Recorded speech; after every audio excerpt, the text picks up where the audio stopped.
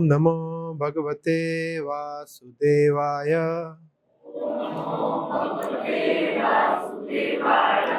ओम नमो भगवते वासुदेवाय।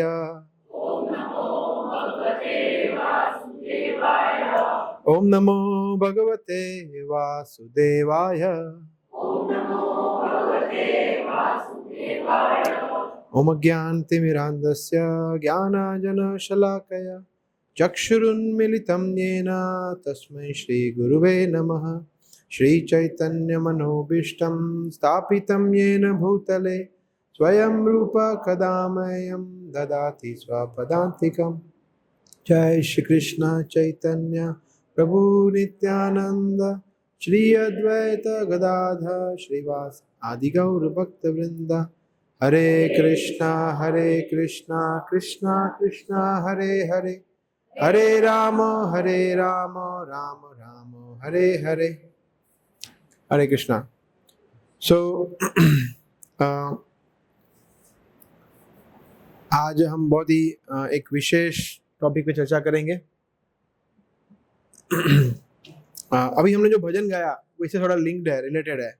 बिकॉज भजन में जैसे हम देखते हैं गोविंद दास या उनका लिखा हुआ भजन है, बहुत ही मधुर भजन है जिसमें वो अपने मन को प्रार्थना कर रहे हैं। भजहु रे मन श्री नंद नंदन अभय चरणारविंदरे दुर्लभ मानव जन्म सत्संगे तारोहो ए भव सिंधुरे। कि मन को बोल रहे हैं कि किसका भजन करना है? नंद नंदन कृष्ण का भजन करना है। और हम देखते हैं अम्बरीश महाराज का उदाहरण आता है जो प्रभुपाद अनेक जगह कोट किया है, भागवतम में, अनेक और ग्रंथों में, अपने लेक्चर्स में, हर जगह पर किस तरह से मन को भगवान की सेवा में जोड़ना है। उसके सर्वश्रेष्ठ उदाहरण है अम्बरीश महाराज, जो आज हम देखेंगे। वो श्लोक भी आएगा जो प्रभुपाद अनेक बार कोट करते हैं, सवे मन कृष्ण पदारविंदा वाचांसी वैकुंठ गुणानुवर्णने, वो भी आएगा। तो ये जो कथा है अम्बरीश महाराज और दुर्वासा मुनि की, कितने लोगों ने पहले सुनी हुई है? सभी लोगों ने सुनी हुई है ना? उनको पता है, सार पता है, मोटा मोटा, है ना, क्या हुआ है, क्या हुआ था।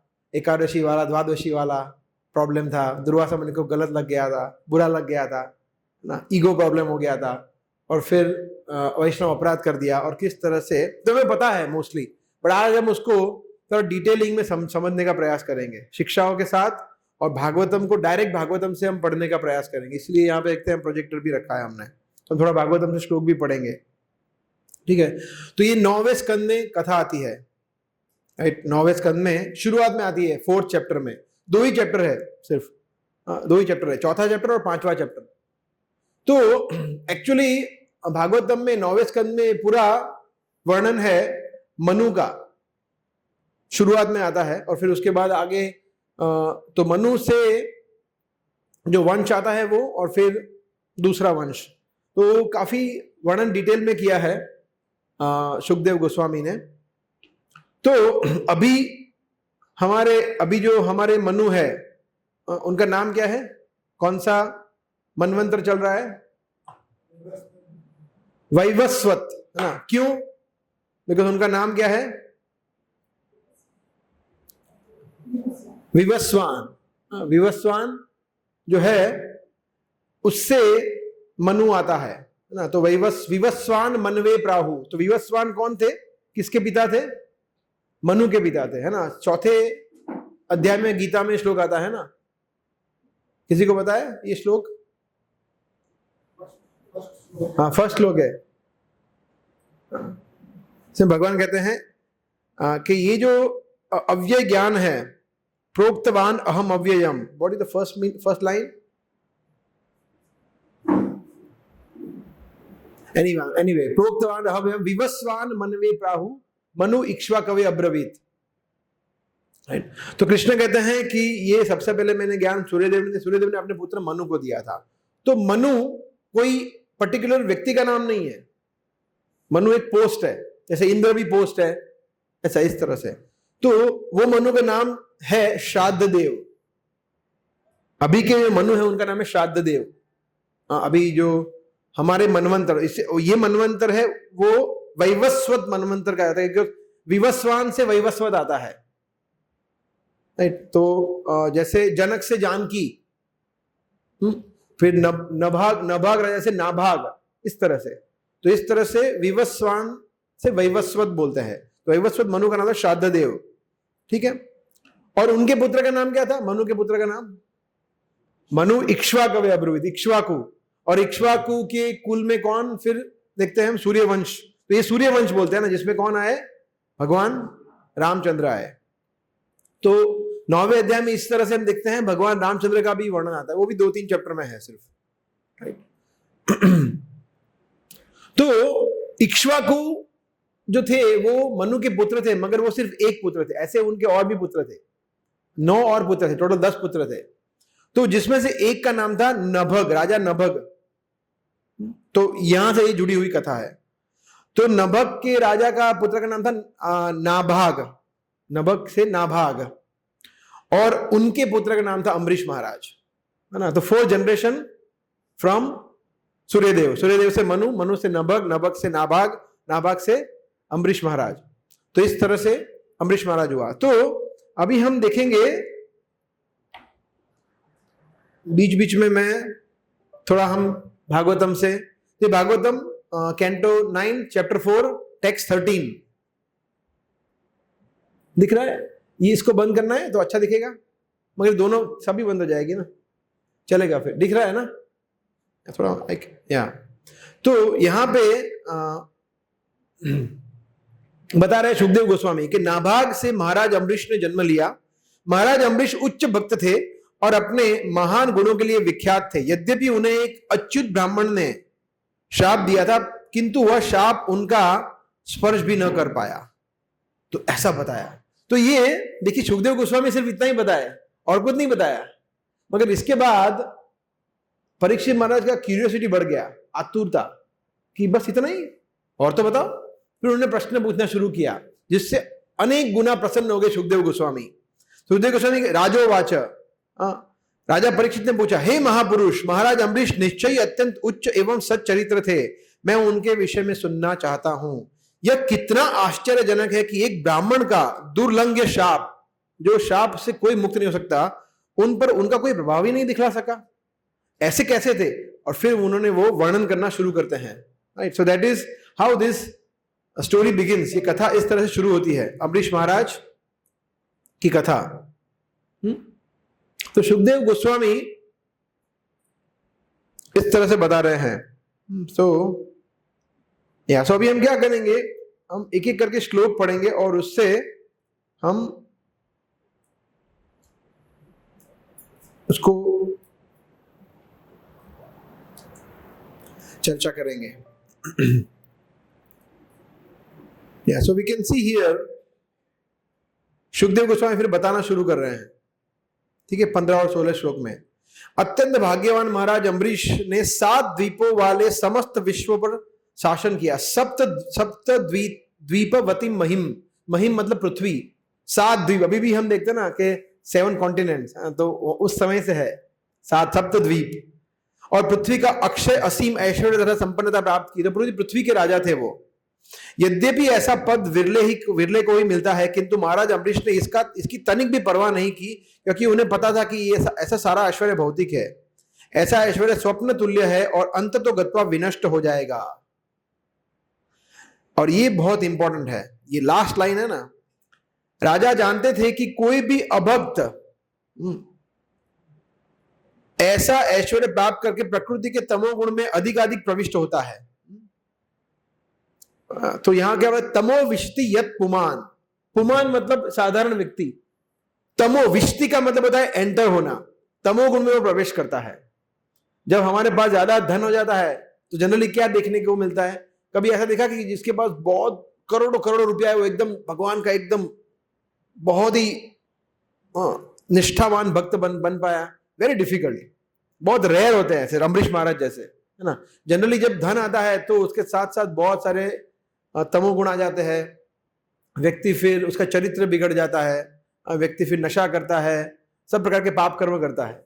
मगर यहाँ पे अम्बरीश महाराज हमें ये शिक्षा दे रहे हैं किस तरह से धन आने के उपरांत भी वो एकदम टॉप क्वालिटी के डिवोटी थे। तो डिवोटीज, तो इसीलिए रूप गोस्वामी कहते हैं ज्ञान कर्मादि अनावृतम, कि भक्ति जो है वो ज्ञान कर्म उससे कोई उसका लेना देना नहीं है, कोई भी मटेरियल वस्तुओं पे वो निर्भर नहीं करती है।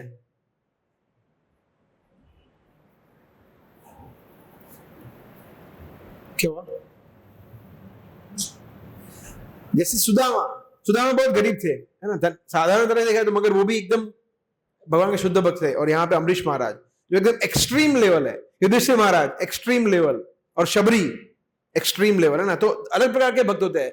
तो भक्ति का हमारे धन संपत्ति ज्ञान से, है ना, कोई व्यक्ति होता है एकदम टॉप क्वालिटी का इंटेलेक्चुअल होता है, कोई एकदम साधारण होता है, 8वीं फेल होता है, दूसरी फेल होता है, को पढ़ना लिखना भी नहीं आता है, परंतु भक्ति उस सब किसी सबसे ऊपर है। तो ये बहुत सुंदर शिक्षा हम ले सकते हैं जो बता रहा है। फिर यहाँ पे बहुत सुंदर श्लोक है, वासुदेवे भगवती तद भक्तेषु च साधुषु प्राप्त भावम परम विश्वम ये नेदम लोष्ट्रवत् स्मृतम। लोष्ट्रवत् स्मृतम, यहां पे वासुदेवे भगवती, कि भगवान वासुदेव के प्रति इनका भक्ति था, तद भक्तेषु च साधुषु, साधुओं के ऊपर भी उनका उतना ही श्रद्धा था, उतनी सेवा करते थे, और उनके भक्तों की भी और भगवान की भी। और फिर प्राप्तो भावम परम विश्वम, उनको हालांकि पूरे विश्व उनको प्राप्त था, फिर भी इदम लोष्ट्रवत् स्मृतम, लोष्ट्र का मतलब होता है पत्थर। चाणक्य पंडित कहते हैं ना, प्रसिद्ध श्लोक है, मातृवत् परदारेषु परद्रव्येषु लोष्ट्रवत् के, और क्या है, मातृवत् परदारेषु परद्रव्येषु लोष्ट्रवत् आत्मवत् सर्वभूतेषु यह पंडित सनर, ऐसा कुछ है। तो 3 चीज बताए चाणक्य पंडित के, विद्वान कौन है, कि दूसरी स्त्री उसके लिए माता के समान है, अपनी पत्नी को छोड़ के हर व्यक्ति स्त्री उसके लिए माता के समान है। फिर पर द्रव्येषु, दूसरे का धन उसके लिए पत्थर के समान है, मतलब बिल्कुल लोभ नहीं, बिल्कुल लस्ट काम नहीं। और आत्मवत् सर्वभूतेषु, और सभी जीवों के प्रति अपार स्नेह दया कंपैशन है, ये व्यक्ति विद्वान है, वास्तव में पंडित है।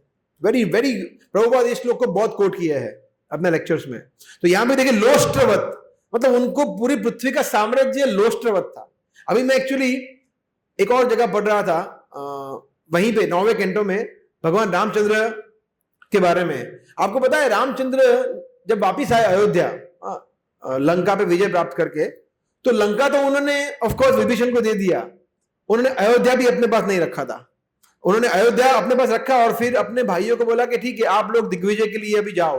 तो लक्ष्मण भरत शत्रुघ्न को भेज दिया सभी जगह पे, और उन्होंने यज्ञ किया, और यज्ञ करने के उपरांत अपना पूरा राज्य चारों दिशाओं में वो ब्राह्मणों को दे दिया, gift, charity. Can you imagine? ब्राह्मणों को जनरली कोई क्या देता है, गाय देते हैं, कुछ और चीजें देते हैं, उन्होंने राज्य दे दिया, बोला मुझे कुछ नहीं चाहिए। और भागवत में श्लोक है कि उन्होंने और सीता माता ने सिर्फ उन्होंने जो वस्त्र पहने थे और आभूषण थे उतना ही रखा, कुछ नहीं रखा। दैट इज, तो ये लोष्ट्रवत्, उनको कुछ फर्क नहीं पड़ता था।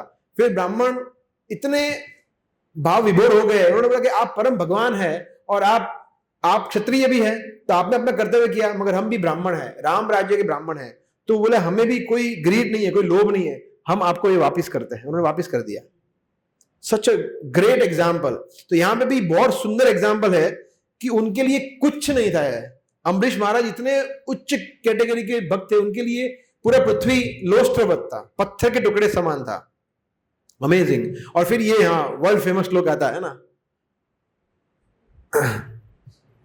सवे मन कृष्ण पदार विंदयोर वचांसी वैकुंठ गुणानुवर्णने करो हरे मंदिर मार्जनादिषु श्रुतिम चकाराच्युत सत्कथोदये मुकुंद लिंगालय दर्शने दृशो तद्भृत्य गात्र स्पर्शेंग संगमम। इसमें हम पूरा श्लोक नहीं पढ़ रहे हैं, बट सिर्फ मीनिंग पढ़ेंगे। मन को, तो अभी वो बता रहे हैं कि वो किस प्रकार के भक्त थे। तो हमने ये उदाहरण देखा है कि प्रभुपाद उदाहरण देते थे कि अम्बरीश महाराज एक ऐसे भक्त थे जिन्होंने अपनी हर एक इंद्रियों को भगवान की सेवा में लगाया, एक एक इंद्रियों को। तो ये हमारे लिए एक रोल मॉडल है कभी कभी हमें लगता है ना कि देखो मैं जीवा को कंट्रोल कर पा रहा हूं, परंतु क्रोध को कंट्रोल नहीं कर पा रहा हूं, मैं लस्ट को कंट्रोल कर पा रहा हूं मगर गुस्से को कंट्रोल नहीं कर पा रहा हूं। ऐसा होता है कभी कभी, हर एक जीव हर एक इंद्रियों के साथ किसी न किसी इंद्रिय के साथ स्ट्रगल करता है। तो ये हमारे उदाहरण है, रोल मॉडल है कि ऐसे इंद्रियों को लगाना है। मन को कृष्ण के चरण कमलों का ध्यान करने में लगाया। फिर वचांसी वैकुंठ गुणानुवर्णने, वचांसी का मतलब है उन्होंने अपनी वाणी को, वाचा को किसमें लगाया? वैकुंठ। वैकुंठ नाथ कौन है? कृष्ण। उनके गुणों का वर्णन करने में लगाया, प्रचार कार्य में लगाया, भगवान की महिमा गान करने में, नामों का जप करने में लगाया। फिर करो, हाथ को हरेर मंदिर मार्जनादिशु, भगवान के मंदिर की सफाई करने में लगाया। फिर श्रुतिम चकारा चित्सत कथोए, श्रुति मतलब श्रुति सुनना, उसको किस में लगाया? चकार, चकार मतलब उनको लगाया, एंगेज किया। अच्युत सत कथोदय, कथ उदय, कथा मतलब अच्युत, भगवान अच्युत की कथाओं में लगाया, सुनने में, कृष्ण की कथाओं में। नो प्रजल्प, नो एनी अदर टॉक्स, सिर्फ कृष्ण कथा। फिर मुकुंद लिंगालय दृशो, दृशो का मतलब दृष्टि को, मुकुंद लिंगालय दर्शने, भगवान कृष्ण के विग्रह है उनके दर्शन करने में अपने नेत्रों को लगाया। तद्भृत्य गात्र स्पर्शे संग संगम, और उनके जो गात्र मतलब जो शरीर था, स्पर्श, उसको तद्भृत्य, उनके भृत्य मतलब उनके जो सेवक है मतलब भक्त, उनको स्पर्श करने में लगाया, उनको आलिंगन करने में लगाया। फिर ग्राणम चतत्पाद सरोज सौरभे, ग्राण मतलब नाक को भगवान को ऑफर किए हुए पुष्प को सूंघने में लगाया। श्रीमद तुलसिया रसनाम तदर्पित, और भगवान की जो चरण कमलों में तुलसी अर्पण होती है उसको टेस्ट करके अपने रसनाम, रस मतलब अपने जीवा को पवित्र किया। पादौ हरे क्षेत्र पदानुसर्पणे, और अपने पैरों को भगवान क्षेत्र, क्षेत्र हरे क्षेत्र, भगवान के जो क्षेत्र है अलग अलग, भगवान के धाम है, मंदिर है, वहां जाने में अपने पैरों को लगाया। शिरो ऋषिकेश पदाभिवंदने, और सिर को भगवान को प्रणाम करने में लगाया, ओबेसेंसिस, प्रणाम करने में, नमस्कार करने में। कामम च दास्ये नदु काम काम्यया, और जो इच्छाओं को भगवान की सेवा में समर्पित कर दिया। न तो काम काम्यया, अपने खुद की इच्छाओं में नहीं लगाया। यथोत्तम श्लोक जनाश्रया रति, और इस तरह से उन्होंने भगवान उत्तम श्लोक के प्रति रति उत्पन्न की। सुपर श्लोक है ये 18, 19, 20, जिसमें हमें पता चलता है, इस पे हमें कॉन्टेम्पलेट करना चाहिए, चिंतन करना चाहिए कि किस तरह से हम हर एक इंद्रियों को भगवान की सेवा में लगा सकते हैं। तो जनरली स्पीकिंग जो 6 वेग है, वाचो वेगम जो हमने सुना है ना, कौन कौन से हैं? वाचो वेगम, मनसा वेगम, क्रोध वेगम, जिह्वा वेगम, उदर उपस्थ, इस 6 को यहां से हम गाइड कर सकते हैं। ये हमारा गाइड बुक है उसको एंगेज करने के लिए, राइट? ठीक है, आगे बढ़ते हैं।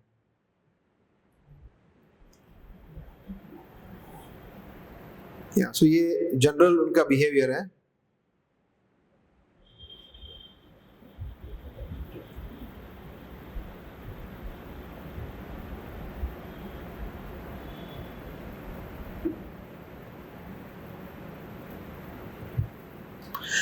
यहाँ पे उनके सो देखिए, भगवान वैधानिक कार्यकलापों से भगवान को सदैव प्रसन्न करते हुए धीरे धीरे सारी भौतिक इच्छाओं का परित्याग कर दिया उन्हें। कामान शनेर जहो, शनेर का मतलब होता है धीरे धीरे, स्लोली स्लोली, जहो मतलब त्याग करना, कामान मतलब इच्छाओं का। ये एक्चुअली हमारा गोल होना चाहिए कि अल्टीमेटली कभी कभी हम लोग भक्त लोग क्या सोचते हैं कि ठीक है, हम माला का जप करते हैं, भगवान के विग्रहों की या आरती करते हैं, पूजा करते हैं, भोग लगाते हैं, मगर हमारे खुद के भी तो कुछ होते हैं ना रिक्वायरमेंट्स, खाना पीना, घूमना फिरना, बट एक्चुअली जीरो होना चाहिए, 0% zero, no our own selfish propaganda. मगर वो धीरे धीरे होगा, एक दिन में नहीं होगा। तो कामान शने जहो, स्वधर्मेण हरिम प्रीणन, और अपने कार्यों से उन्होंने भगवान को संतुष्ट किया। स इत्थम भक्ति योगेन तपोयुक्तेन पार्थी। इस बहुत सुंदर श्लोक है कि इस प्रकार से भक्ति योगेन, भक्ति योग में उन्होंने क्या किया, तपोयुक्तेन। तो यहां पे देखिए 3 स्टेप फॉर्मूला है। सबसे पहले उन्होंने तपस्या किया।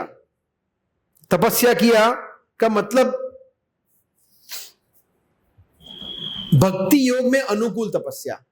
वो हिरण्यकश्यपु या रावण जैसी तपस्या नहीं, एक पैर के खड़ा रह के हिमालय पे खड़ा रहना या अग्नि के बीच में समर में खड़ा रहना है, ऐसी रजोगुणी तमोगुणी तपस्या नहीं कि बाल को नोच नोच के निकालना। ऐसे भी कुछ लोग करते हैं ना, कुछ संप्रदाय में ऐसा होता है, वेरी डिफिकल्ट तपस्या, बट उसकी जरूरत क्या है?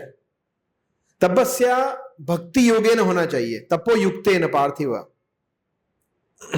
स्वधर्मेण। और फिर फर्स्ट श्लोक इज, फर्स्ट स्टेप इज कि तपस्या चाहिए। हम लोग एक्चुअली तपस्या से डरते हैं या तपस्या करना नहीं चाहते हैं भक्ति योग में।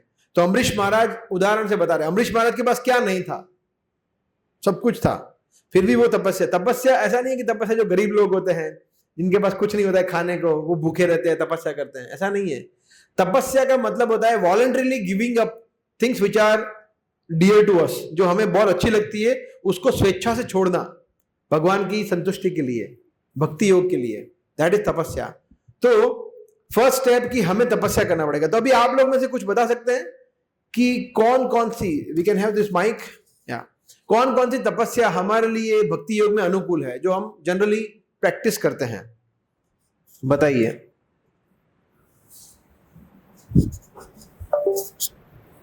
एकादशी व्रत। देखिए हिरण प्रभु, हाँ, हरे कृष्णा प्रभु। एकादशी, यस। और माला करना। माला करना, वेरी गुड। माला का जप करना, हरे नाम का जप करना। फिर बस दो ही है। यात्रा करना ये तपस्या है। अच्छा, धाम यात्रा तपस्या है, बाहर घूमने फिरने ना जाना और भगवान के धाम की यात्रा करना, ठीक है। ललित प्रभु को दीजिए जल्दी जल्दी। हाँ, एवरी फ्राइडे को लेक्चर में आना। फ्राइडे को लेक्चर में आना, यस। ये भी थोड़ा प्रैक्टिकल तपस्याओं की बात हो रही है। हाँ, ये अच्छा है। ये तो टेक्स्ट बुक उत्तर दे रहे हैं सब लोग। हाँ, मंगला अटेंड करने की ट्राई करना। यस, सुबह जल्दी उठ के मंगला पे आना। हाँ, अभी सब बोल रहा कि हाँ ये बात, अभी ये थोड़ा प्रैक्टिकल तपस्याओं की बातें हो रही है। और बताइए। भक्तों का संग करना। भक्तों का संग करना ये तपस्या नहीं है। तपस्या क्या है? अब भक्तों का संग नहीं करना, ये तपस्या है। अरे मेरे फ्रेंड को कैसे छोड़ दूं इतने सालों से? आज ही मुझे एक भक्त पूछ रहे थे कि वो परिवार में, वो बोले हमारे जेठ है, जेठानी है, ये है, वो है, वो लोग तो ये सब करते हैं और वो नॉनवेज भी खाते हैं, ये करते हैं, कैसे मैं वहां पे उनको अवॉइड करूं? तो ये तपस्या है, वहां पे जाके खड़ा रहना, मना भी नहीं कर सकते, कैसे उनको अवॉइड करना, उनको फेस करना। यस। और 4 नियमों का पालन करना। हाँ, ये भी तपस्या है ना, कि ऑनियन गार्लिक नहीं खाना, मांसाहार नहीं करना, नशा नहीं करना, जो पहले किया हुआ होगा शायद। तो यस। और कीर्तन करना। कीर्तन करना, कीर्तन ही करना, गाने और गाने ना सुनना, ये तपस्या है। बाहर खाना खाना नहीं जाना, यस। जो बहुत पसंद है, क्या करे, पिज्जा हट, डोमिनोज, ओहो। अभी और संडेस को, ये नया है, लेटेस्ट है, आप लोग रख रहे हो तो अभी हम लेटेस्ट बोल रहे हैं। संडेस को भी आप लोग, ये भी तपस्या है। ऐसा करके महाराज जी ने बता दिया कि ये हम तपस्या कर रहे हैं, आप बोला रहे एक्स्ट्रा तपस्या है, ठीक है। और हाँ, सिर्फ प्रसाद खाना, भगवान को कुछ भी ऑफर किया हो ऐसे ही बोल दीजिए, because I will speak in mic. भूल गए, सोच लीजिए। और हाँ, प्रचार कार्य में जुड़ना, लोगों को बोलना, कृष्ण जारे देखो ताहे करो, कृष्ण उपदेश, ये तपस्या है सही में, बिग तपस्या। Yes, good. हाँ, वो आ गया, प्रसादी खाना। हाँ हाँ, ये आप थोड़ा ब्रॉडर वे में बताए। तो बहुत सारी तपस्या है ना। फिर आरतियों को याद करना, श्लोक याद करना, फिर मृदंग सीखना, है ना। बहुत सारी तपस्या हम करते हैं, मगर ये तपस्या हमें अच्छी लगे नहीं लगे, मगर ये भक्ति के सुपर अनुकूल है, तो ऐसी तपस्या करनी चाहिए। और सबसे इंपॉर्टेंट तपस्या क्या है? हमारे शरीर को भगवान की सेवा में लगाना। इसमें दो शरीर होते हैं ना हमारे पास। कौन कौन से शरीर होते हैं? सूक्ष्म और स्थूल शरीर। सूक्ष्म शरीर क्या है? मन बुद्धि अहंकार। और स्थूल शरीर जो अभी हम देख रहे हैं वो। तो दोनों को भगवान की सेवा में लगाना ये सबसे बड़ा तपस्या है। सो इजी क्या है? दोनों में से कौन सा इजी है लगाना? ये दोनों डिफिकल्ट है। दोनों डिफिकल्ट है, मगर ज्यादा डिफिकल्ट कौन सा है? यस, मन को लगाना ज्यादा डिफिकल्ट है ना। तो मन लगता नहीं है जनरली। तो उसके लिए करना क्या पड़ता है? पहले तो हम स्थूल शरीर को ही एंगेज करते हैं। तो इसलिए यहां पे दोनों दिया है ना कि अगर हमें हाथों को एंगेज करना है ना, कुछ ना कुछ कंप्यूटर पे टाइप करना है, तो हम कुछ पॉजिटिव सेवा करें। या अगर कहीं ना कहीं तो जाना है, धाम यात्रा पे जाए। तो इस तरह से शरीर को एंगेज करना, स्थूल शरीर को एंगेज करना, इट्स अ बिग तपस्या। और उससे फिर धीरे धीरे सूक्ष्म शरीर ऑटोमेटिकली भगवान की सेवा में एंगेज होगा। तो ये साइंस है। ऐसे ही सोचेंगे कि चलो आज अभी फ्री है, कृष्ण के बारे में सोचते हैं, राधा कृष्ण की लीलाओं के बारे में सोचते हैं। ऐसा होगा कभी? राधा कृष्ण सीरियल पे चले जाएंगे और सीरियल से होते होते फिर सीरियल में एक एडवर्टाइजमेंट भी आई थी। वहां पे वो बिस्किट बता रहे थे, वो बिस्किट अच्छा है, डीमार्ट में मिलते हैं, चलो वहां जाके डीमार्ट में बिस्किट खरीदते हैं। वहां चले जाएंगे। कहां से कहां मन चला जाएगा? पॉसिबल ही नहीं है। So it is very important, है ना। सो अभी हम yes, so we can further go. कौन सा श्लोक है? मैं एक बार श्लोक देख रहा हूं। हम श्लोक नहीं लेंगे, कुछ 28 से 40 तक हम देखेंगे, फिर हम वापस स्टॉप करेंगे, फिर कुछ डिस्कशन करेंगे। तभी यहाँ पे वापिस अम्बरीश महाराज के गुणों का वर्णन कर रहे हैं सुखदेव गोस्वामी। देखिए ये बहुत बड़ा। तो मैं आपको पहले थोड़ा चेतावनी देता हूं इसको पढ़ने से पहले, है ना। ये ब्रह्मचारी क्लास के लेवल का श्लोक है। महाराज अम्बरीश ने घरेलू कार्यों, पत्नियों, संतानों, मित्रों, संबंधियों, श्रेष्ठ शक्तिशाली हाथियों, सुंदर रथों, गाड़ियों, घोड़ों, अक्षय रत्नों, गहनों, वस्त्रों तथा अक्षय कोष के प्रति सारी आसक्ति छोड़ दी थी।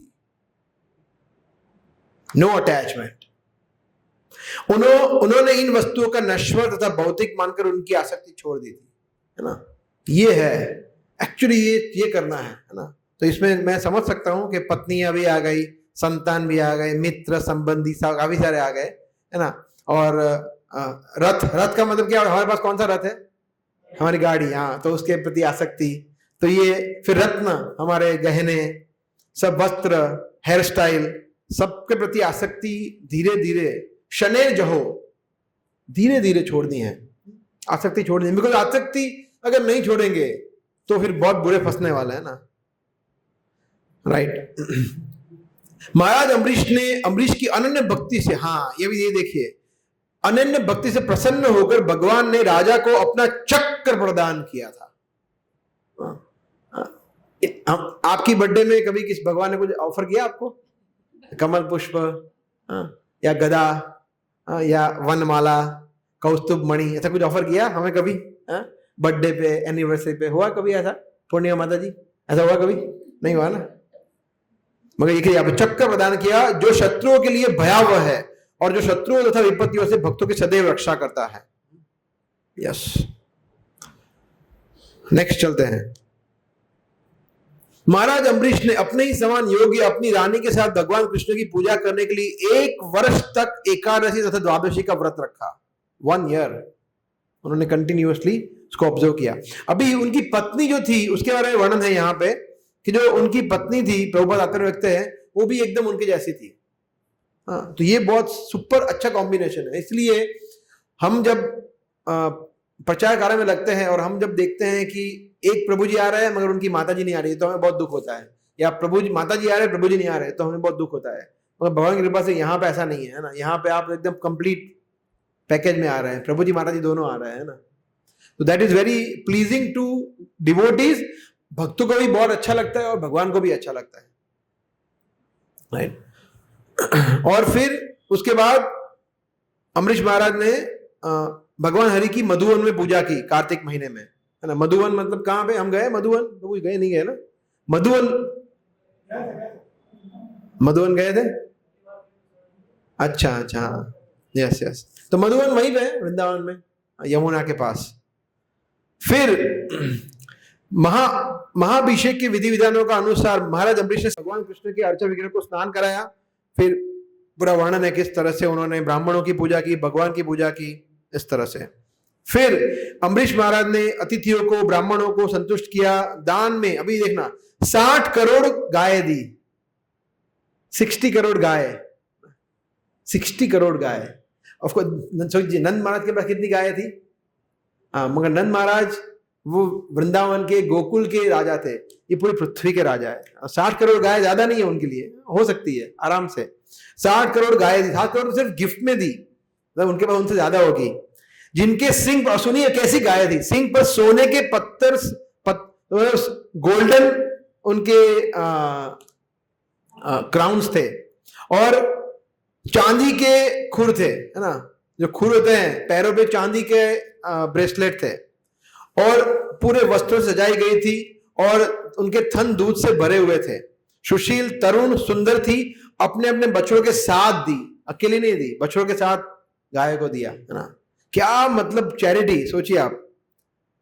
और इन गौओं को देने के बाद राजा ने सर्वप्रथम सारे ब्राह्मणों को पेट भर भोजन कराया। जब वो पूरी तरह संतुष्ट हो गए तो वे उनकी आज्ञा से एकादशी व्रत तोड़कर उसका पारण करने वाले थे, किंतु ठूक, हाँ, तो ये इंपॉर्टेंट है कि ब्राह्मणों को खिला के खाना चाहिए, है ना। हम तो सबसे पहले महाप्रसाद से शुरू हुआ, प्रभु जी बैठ जाते हैं, जल्दी बैठ जाए, फिर पहले फिर कौन उठाने वाला है ना, करेंगे, कोई ना कोई तो आ ही जाएगा। So we should first serve devotees, पहले भक्तों को हमें सेवा करना चाहिए, फिर लेना चाहिए प्रसाद। प्रसाद बांटने में आनंद ज्यादा आता है लेने से ज्यादा, किंतु ठीक उसी समय पे कौन आए? शक्तिशाली दुर्वासा मुनि अनामंत्रित अतिथि के रूप में वहां प्रकट हुए। दुर्वासा मुनि का स्वागत करने के लिए राजा अम्बरीश ने खड़े होकर उन्हें आसन तथा पूजा की सामग्री प्रदान की। पांव के पास बैठकर राजा मुनि से भोजन करने के लिए प्रार्थना की कि प्लीज आप आइए और आप भोजन ग्रहण करिए।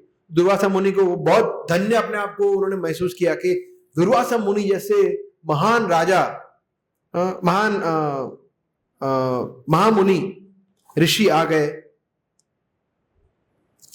दुर्वासा मुनि ने प्रसन्नतापूर्वक महाराज अम्बरीश की प्रार्थना स्वीकार कर ली, किंतु आवश्यक अनुष्ठान करने के लिए यमुना नदी में गए और वहां पे डुबकी लगाई और ध्यान किया। और फिर व्रत को तोड़ने के लिए द्वादशी का केवल एक आधा मुहूर्त शेष था। फलस्वरूप व्रत को तुरंत तोड़ जाना अनिवार्य था। इस ऐसी विकट परिस्थिति में राजा ने विद्वान ब्राह्मणों से परामर्श किया।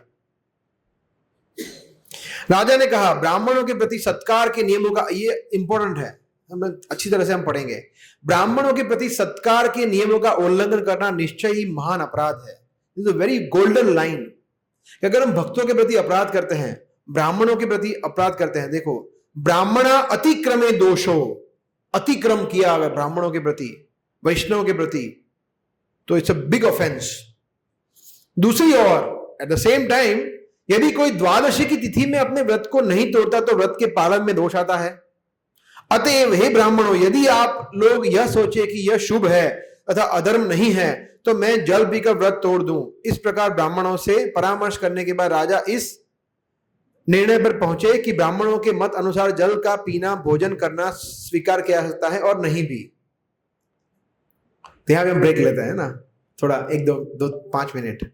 तो यहां पे अम्बरीश महाराज, अभी तक हमने क्या देखा कि उन्होंने व्रत इस तरह से व्रत का अनुष्ठान किया और अनेक गायों को दान दिया, ब्राह्मणों को भरपेट भोजन करवाया। उसी समय पे अनआमंत्रित, अनइनवाइटेड गेस्ट आ गए, है ना, अतिथि, जिनका कोई तिथि नहीं होता है, तो वो आ गए। दुर्वासा मुनि ऐसे ही आते हैं ना, वहां पे भी आए थे ना पांडवों के पास, बोला, और वहां पे भी ऐसे ही आए थे बहुत सारे शिष्यों के साथ, यहाँ पे भी ऐसे ही आए।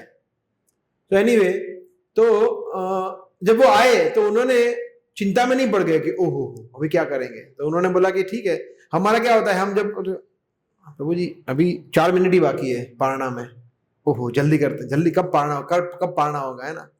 मगर उनको चिंता नहीं थी। वो बहुत अपने आप को धन्य, उन्होंने अपने आप को महसूस किया उन्होंने कि दुर्वासा मुनि आए, उनको यथोचित सम्मान दिया और फिर दुर्वासा मुनि चले गए स्वीकार करके स्नान करने के लिए। तो यहां पे हम देखते हैं कि दुर्वासा मुनि, जो एकादशी का फास्टिंग है, फिर उसके लिए वो सोच रहे थे क्या करे। फिर उन्होंने परामर्श किया कि मैं जल पी सकता हूं, जल पीने से एकादशी का पारणा होगा भी और नहीं भी होगा। उसका मतलब क्या है, कौन बताएगा? उसका मतलब उन्होंने एकादशी कैसी की होगी? हाँ, निर्जला, निर्जला एकादशी का व्रत किया, है ना। पहले के जमाने में एकादशी मतलब निर्जला ही होती थी, है ना। अभी कैसी होती है? साबूदाना खिचड़ी, फिर अब बताइए, माता जी को ज़्यादा पता होगा। साबूदाना डोसा भी होता है, फराली पिज्जा भी होता है, सब सब बनता है ना। तो ऐसा नहीं करना चाहिए, राइट। ठीक है, आप अगर भूखे नहीं रह सकते हैं, आपको हेल्थ वाइज इश्यू है, तो आप थोड़ा बहुत ले सकते हैं, फ्रूट्स, दूध या कुछ आलू वगैरह ले लिया, मगर पूरा भर पेट एकादशी फीस्ट नहीं होना चाहिए। फीस्ट द्वादशी को होता है, एकादशी को नहीं होता है, राइट। सो या तो इट वाज लाइक दैट।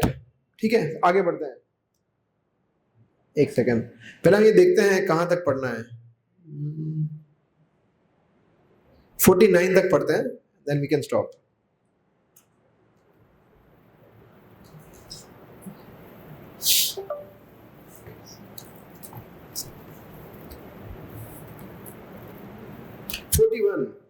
हे कुरुश्रेष्ठ, अभी कौन बता रहा है? ये कौन बता रहा है? सुखदेव गोस्वामी बता रहे हैं। कुरुश्रेष्ठ मतलब कौन? परीक्षित महाराज, है ना। थोड़ा सा जल पीकर राजा अम्बरीश ने अपने मन में भगवान का ध्यान किया और फिर वे महान योगी दुर्वासा मुनि के वापस आने की प्रतीक्षा करने लगे, है ना।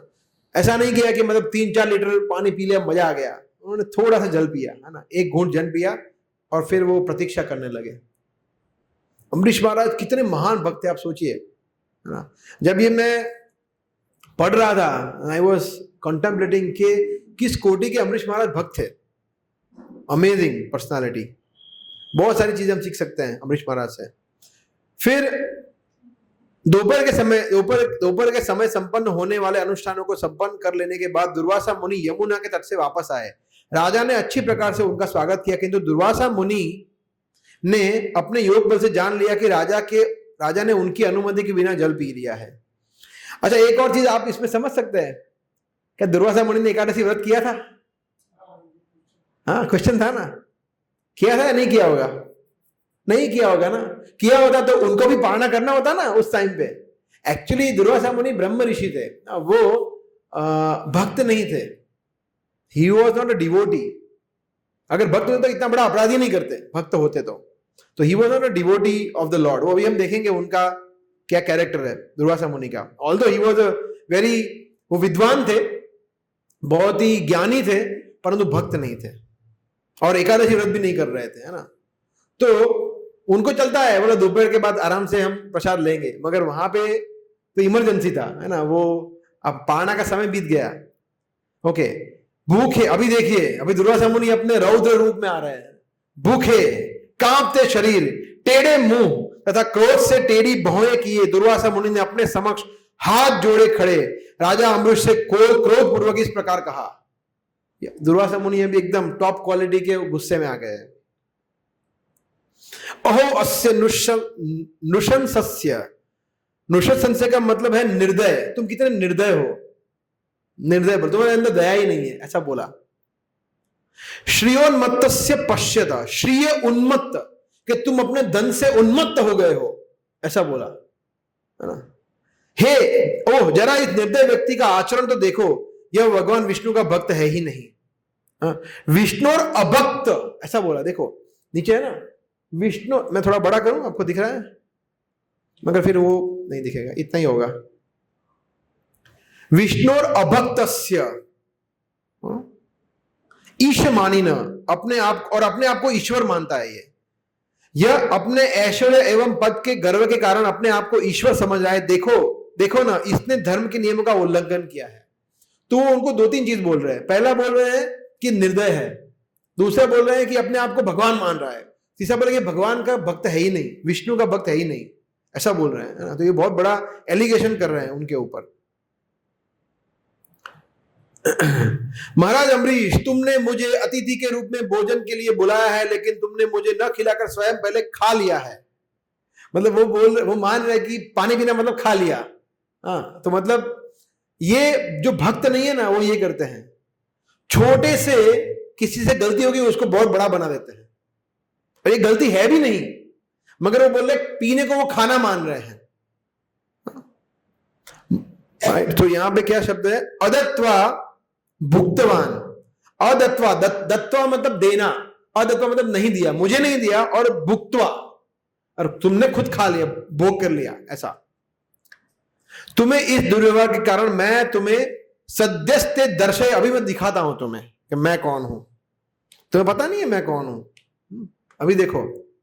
दर्शय फलम, अभी मैं तुम्हें उसका परिणाम दिखलाऊंगा, मजा चखाऊंगा, ऐसा बोल रहे हैं। और एवं ब्रुवाण, ऐसा बोलकर जब दुर्वासा मुनि ने ऐसा कहा तो क्रोध से उनका मुख लाल पड़ गया। उन्होंने अपने सिर की जटा से एक बाल उखाड़कर महाराज अम्बरीश को दंड देने के लिए एक कृत्या उत्पन्न कर दी, जो प्रलय अग्नि के समान प्रज्वलित हो रही थी। तो ये मतलब दुर्वासा मुनि बहुत पावरफुल थे, ऐसे ही दुर्वासा मुनि नहीं थे।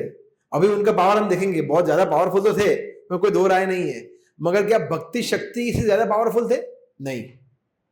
तो कालानलोपमाम, कि काल अनल उपमाम, काल मतलब जब सब कुछ प्रलय हो जाएगा। अनल, अनल मतलब भूमि रपो अनलो वायु खम मनो बुद्धि रे चाहता, अनल मतलब अग्नि। उसकी अग्नि के जैसा था, तीव्र, मतलब बहुत डेंजरस था ये कृत्वा, कृत्याम। ठीक है, फिर वह देदीप्यमान कृत्या अपने हाथ में त्रिशूल लेकर, है ना। तो हमारे अंकुर प्रभु ने वो आज बैनर बनाया ना, बैनर आपने देखा है? बैनर कितने लोगों ने आज का बैनर देखा? बैनर देखते हैं या सिर्फ मैसेज पढ़ते हैं आप? किसी ने नहीं देखा बैनर? बैनर भी देखना होता है ना थोड़ा, उसमें कुछ देखा होता है, पिक्चर देखा होता है, उसमें वो actually as it is Prabhupada के शिष्यों ने ड्रॉ किया है वो, कि उसमें हाथ में त्रिशूल है, अग्नि से पूरा महाराज अम्बरीश से प्रणाम किए हुए है, कितना परफेक्ट। तो ये उन्होंने कहां चित्र बनाया है? इस श्लोक से चित्र बनाया है। ये 9.4.47 इस श्लोक से वो चित्र बनाया है पूरा। प्रभुपाद के शिष्य ऐसे बना दे रहे चित्र, पिक्चर्स, एक श्लोक से, भागवतम के वर्णन से, प्रभुपाद के बोलने से। जैसे यहां पे वो चित्र बनाया है चैतन्य महाप्रभु का, गौर निताय का, पंचतत्व का, तो वो इस तरह से चित्र बनाते थे। तो वो यहां बता रहे हैं कि वो त्रिशूल लेकर, दैदीप्यमान कृत्या, अपने आप में त्रिशूल लेकर अपने पद चाप से धरती को कंपाती हुई महाराज अम्बरीश के सामने आई, किंतु उसे देखकर राजा तनिक भी विचलित नहीं हुआ और अपने स्थान से रंज भर भी नहीं हटे। ये है मतलब अवश्य रक्षी वे कृष्ण विश्वास पालन। उनको पता था कि भगवान को देखो मुझे मारना होगा तो भगवान मार देंगे, और बचाना होगा तो बचा रहेंगे। मैं तो शरीर नहीं हूं, मैं आत्मा हूं, और अगर मेरी मृत्यु हो भी जाएगी तो भी मुझे इतना तो विश्वास है कि भगवान मुझे कहीं ना कहीं अपने भक्तों के संग में रखेंगे। ये विश्वास है, चाहे मुझे भगवान एक छिपकली ही क्यों ना बनाए, मगर भगवान अपने भक्तों के घर में छिपकली बनाएंगे। तो इस भाव से अभय हो जाते हैं व्यक्ति, भय नहीं रहता है इस भाव से। जब हमारा भी ये भाव होता है, इस संसार में सबसे बड़ा भय कौन सा है? मृत्यु। तो ये पूरा इस्कॉन संस्था इसी के लिए है, मृत्यु पे विजय प्राप्त करने के लिए, अभय होने के लिए। इसलिए इनका प्रभुपाद का नाम ही अभय है ना, अभय चरणारविंद। सबको वो भी अभय है, और हम सबको अभय प्रदान करते हैं ज्ञान के माध्यम से। जब हम सही में जानते हैं कि हम शरीर नहीं, हम आत्मा है, और उस स्तर पर जीते हैं, तो वास्तव में हम फिर डरते नहीं है। ठीक है, भगवान टेक केयर करेंगे, जो भी होगा वो। But it is difficult. Ambarish Maharaj की जितना कन्विक्शन डिफिकल्ट है, इजी नहीं है। फिर जिस प्रकार एक दावाग्नि एक क्रुद्ध सर्प को तुरंत जला, अभी एंट्री होती है किसकी? सुदर्शन की, है ना। कुछ नहीं, अम्बरीश महाराज ने बुलाया भी नहीं, सुदर्शन, है ना, या आप डर गए, कहां गए सुदर्शन, अभी तक नहीं है, कुछ नहीं, वो आज होके खड़े रह गए। सुदर्शन अपने आप प्रकट हो गए। जैसे भगवान कृष्ण कहते हैं भगवद गीता में, वेदा हम सर्वतीतानि वर्तमानानि चार्जुना भविष्याणि च भूतानि माम तो वेत्तन कच्चन, कि मैं सब कुछ जानता हूं, भूत भविष्य वर्तमान। इसी तरह से भगवान सुदर्शन भी सब कुछ जानते हैं। सुदर्शन वो जानते हैं कि अभी यहाँ क्या होने वाला है। तो उसी प्रकार पहले से आदिष्ट, मतलब पहले से आज्ञा की थी भगवान ने कि हमेशा प्रोटेक्ट करना मेरे भक्त को। सुदर्शन चक्र ने भगवत भक्त की रक्षा करने के लिए उस सूजी कृत्य को जलाकर राख कर दिया। कुछ बातें नहीं, कुछ नहीं, वो जैसे ही वो वो अम्बरीश महाराज के सामने बढ़ी कृत्या, at the moment immediately finished, nothing. हम देखते हैं ना वो रामायण महाभारत में वो वार चलते हैं, एक बार यहां से एक बार यहां से, फिर ऐसा कुछ नहीं, सीधा चला के बस खत्म, वन शॉट गॉन। सो और फिर सुदर्शन वहां पे स्टॉप नहीं हुआ है ना, सुदर्शन आगे बढ़े। हाँ, जब दुर्वासा मुनि ने देखा कि उनका निजी प्रयास विफल हो गया है और सुदर्शन चक्र उनकी ओर बढ़ रहा है, तो अत्यधिक भयभीत हो उठे और अपनी जान बचाने के लिए सारी दिशाओं में दौड़ने लगे। तो देखिए ये डिफरेंस है। यहां पे दो व्यक्ति की चर्चा हो रही है, एक कौन है? अम्बरीश महाराज, और एक कौन है? दुर्वासा मुनि। तो दोनों में क्या डिफरेंस है बताइए? दोनों में डिफरेंस ये है कि जो दुर्वासा ऋषि है वो भक्त नहीं है, हाँ, और वो अपने मतलब शरीर लेवल पर सोच रहे हैं, वो उनको अपने मृत्यु का भय है, और उनको अम्बरीश महाराज जी को अपनी मृत्यु का भय नहीं है, वो आत्मा के लेवल पे सोच रहे हैं। ओके, और बताइए, और कोई प्रैक्टिकली क्या डिफरेंस हमने देखा अभी तक चर्चा किया उसमें, दोनों में? ओके अमरीश महाराज टोटली सरेंडर थे कृष्णा को। ओके ओके ओके, और भी अभी नजदीक थोड़ा एकदम प्रैक्टिकल जो भी हमने देखा।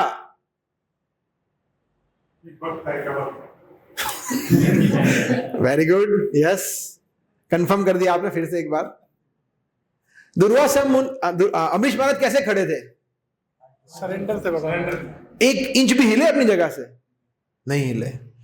उनके सामने भी मृत्यु ही आई थी और दुर्वासा मुनि रुके वहां पे, भागे जान बचाने के लिए। ये डिफरेंस है, वो कितना डर गए थे।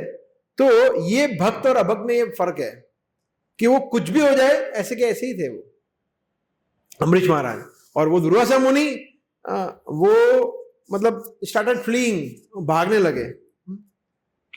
प्रभुपाद और उनके शिष्य भी ऐसे ही थे। हम देखते हैं हमारे जो प्रभु अभी वर्तमान आचार्य गण है ना, ऐसे आप हिजोलिनेस जयपताका महाराज को देखिए, हिजोलिनेस गोपाल कृष्ण गोस्वामी महाराज को देखिए, और भी भक्त गण है ना, उनके साथ कैसे कैसे कष्ट होते हैं उनको शारीरिक तौर पर, मगर वो एकदम कटिबद्ध है। नहीं, सेवा है तो सेवा करना है, वो कभी भी पीछे नहीं हटते हैं। So that is conviction. तो ये अम्बरीश महाराज हमें सिखाते। प्रहलाद महाराज का भी कन्विक्शन ऐसा ही था ना, प्रहलाद महाराज को कितने कष्ट मिले मगर वो कन्विक्टेड थे, ऐसा इस तरह से, फुल इन कन्विक्शन। मेरे गुरु महाराज एक्चुअली बताते हैं कि बहुत सुंदर चीज वो बता रहे थे एक बार, कि डर कब आता है पता है? डर, मृत्यु से डर कब आता है? जब व्यक्ति सिंफुल होता है, पाप कर्म करता है ना, तब उसको डर आता है। जो पाप कर्म नहीं करता उसको कोई डर नहीं है। तो अभी हमारे जो सन्यासी आचार्य वो पूर्णतः से शुद्ध है, उनको क्या डर है? उनको थोड़ी यमराज लेने आने वाले हैं। हाँ, कोई यमराज लेने आने वाले हैं? नहीं, यमराज भी उनसे डरता है कि अगर मैं गलती से भी आसपास गया तो विष्णुदूत हमारा सफाया कर देंगे, विष्णुदूत वो आजू बाजू भी खड़े होंगे। तो इसलिए उनको कोई डर नहीं है। जैसे प्रभु उदाहरण देते थे ना, आप सबने सुना होगा वो बिल्ली का और चूहे का। जब बिल्ली चूहे को पकड़ती है तो चूहे के लिए वो मृत्यु है, मगर वही मुंह से जब बिल्ली अपने बच्चे को पकड़ती है, वही मुंह से तो वो बिल्ली बच्चे को खा नहीं जाती, वो एक जगह से दूसरी जगह पे उठा के रखती है। तो वही मृत्यु भक्त के लिए परम कल्याणकारी होती है, इसलिए उसको भय नहीं होता है। So that is very nice. तो ये बहुत इंपॉर्टेंट है कि अगर हम पाप कर्म नहीं करेंगे, हमें शुद्ध भक्त बनना है, वो सब छोड़ दीजिए, वो सब हम डिसाइड नहीं कर सकते हम शुद्ध भक्त बने नहीं बने, कब बनेंगे। पाप कर्म नहीं करना है, उतना तो हम कर सकते हैं, इतना कर सकते हैं हम कि पाप कर्म नहीं करेंगे, फिर मृत्यु का भय नहीं लगेगा। ये this is my guru Maharaj said once, very powerful statement, really very powerful statement, के fear of death is because of sinful life. So true है ना। तो अगर हम पाप कर्म नहीं करेंगे, और हमें पता ही है कौन कौन से पाप कर्म है, अगर वो पाप कर्म नहीं करेंगे तो हम नहीं कर, तो हम उससे तो हमें फिर डर नहीं लगेगा। ठीक है, तो ओके, तो अभी yes, so we can take up to 62।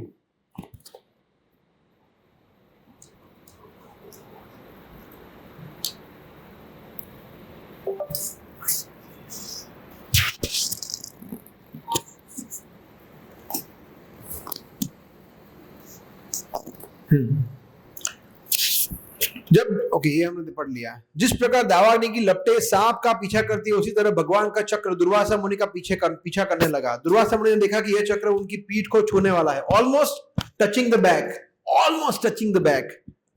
तो वो और जोर से दौड़ने लगे, है ना, और जोर से। हाँ, बोला मैं सुमेर पर्वत की गुफा में घुस जाऊंगा, ये वो। आकाश, पृथ्वी तल, गुफा, समुद्र, तीनों लोकों में शासकों के विभिन्न लोकों, स्वर्गलोक में गए। परंतु सुदर्शन चक्र बोले I am always with you, don't worry, मैं कभी पीछा नहीं छोड़ूंगा। कहाँ जाओगे, मैं जहां से आया हूं वहां तक भी तुम जाओगे, वैकुंठ जगत में भी जाओगे तो वहां भी मैं तो आऊंगा। सुदर्शन बोले मैं नहीं छोड़ूंगा तुम्हें।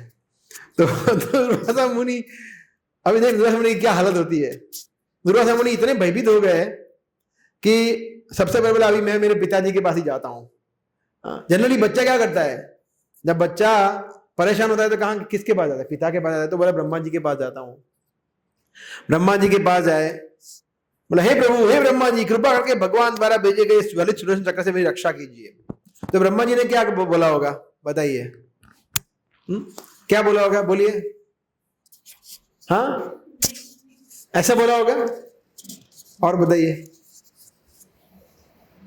ब्रह्मा जी ने स्मार्ट आंसर दिया। ब्रह्मा जी ने मना नहीं किया, उन्होंने फिलोसॉफी बोलना चालू किया। बैठो, मैं journey of self discovery course करवाता हूँ। एक्चुअली अभी देखिए आप श्लोक देखिए, मैं जब ये पढ़ा था मैं इतना हंस रहा था कि ब्रह्मा जी इतना सुपर बता रहे हैं। देखिए ब्रह्मा जी एकदम फिलोसॉफी बोल रहे हैं, मना नहीं किया, फिर बोल रहे हैं द्विपरार्थ। अभी देखिए एकदम सुपर फिलोसॉफी। द्विपरार्थ के अंत में जब भगवान की लीलाएं समाप्त हो जाती है तो भगवान विष्णु अपनी एक भ्रुकुटी के टेढ़ा होने के सारे ब्रह्मांड का, जिसमें हमारे निवास स्थान भी सम्मिलित है, ब्रह्मलोक, विनाश कर देते हैं। मैं तथा शिव जी जैसे पुरुष तथा दक्ष, भृगु, तुम सब ऐसा बोल रहे हैं इत्यादि प्रधान ऋषि मुनि एवं जीवों के शासक, मानव समाज के शासक एवं देवता, सब कुछ हम सभी उन भगवान विष्णु को अपने अपने सिर झुकाकर समस्त जीवों के कल्याण के हेतु उनके आदेशों का पालन करने के लिए उनकी शरण में जाते हैं। Full stop. बोलो क्या बोलना है, बस इतना बोला ब्रह्मा जी ने। दुर्वासा ने बोले उसमें क्या समझू मैं, बता दिया कि मैं भी, मेरा भी ब्रह्मलोक भी विलीन हो जाएगा। तो मतलब वो समझ गए कि ये मना ही कर रहे हैं, कुछ नहीं कर पाएंगे, तो वहां से वो भागे। हाँ, तो जब सुदर्शन चक्र की ज्वलित अग्नि से संतप्त दुर्वासा को ब्रह्मा जी ने इस प्रकार मना कर दिया तो उन्होंने कैलाश लोक में सदैव निवास करने वाले शिव जी की शरण लेने का प्रयास किया। ठीक है, शिव जी ने क्या बोला होगा, गैस करिए। मना किया, हाँ, सेम फिलोसॉफी। शिव जी ने फिलोसॉफी बोलना चालू किया, मगर शिव जी है ना। ब्रह्मा जी ने कितने श्लोक बोले, 2 श्लोक। शिव जी बोले 4 श्लोक बोलता हूं, 4 श्लोक बोले, 4 श्लोक फिलोसॉफी के बोले। देख रहा, श्री शंकर उवाच, शिव जी ने कहा हे पुत्र, मैं ब्रह्मा जी तथा अन्य देवता जो भी अपने अपनी महानता की भ्रांत धारणा के कारण, इस महानता की भ्रांत धारणा के कारण, जो अपने आप को महान समझते हैं, इस ब्रह्मांड के भीतर चक्कर लगाते रहते हैं, भगवान से स्पर्धा करने की क्षमता नहीं रखते, क्योंकि भगवान के निर्देशन मात्र से असंख्य ब्रह्मांडों एवं उनके निवासियों का जन्म और संहार होता है। यस, भवंती काले न भवंती ही दृशा। दृशा का मतलब क्या है पता है, दृष्टि, है ना। दृशा मतलब वही बताया ना यहाँ पे। हाँ, वेयर इज इट, एनीवे, तो यहां पे बता रहे हैं कि भगवान की दृष्टि से, तो दृष्टि का मतलब मैं इसमें पढ़ रहा, तात्पर्य में पढ़ रहा था इसी सेक्शन में। दृष्टि का मतलब सुदर्शन, सुदर्शन का मतलब क्या होता है, सुदर्शन। जब भगवान दर्शन करते हैं, हाँ, तो उसको भगवान का दर्शन सुदर्शन हो जाता है। जो भगवान दृष्टिपात करते हैं, that is Sudarshan, that is Sudarshan चक्र।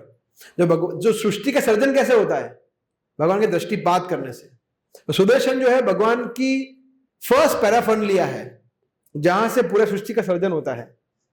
तो ब्रह्मा जी और शिव जी से भी पहले सुदर्शन है ना। ब्रह्मा जी शिव जी से ऊपर है, इसलिए वो बता रहे हैं शिव जी कि भगवान के दृष्टिपात से हम सब आए हैं। सुदर्शन चक्र हमारे भी पिता है, ऐसा बता रहे हैं। सुदर्शन को ऑर्डिनरी मत समझो।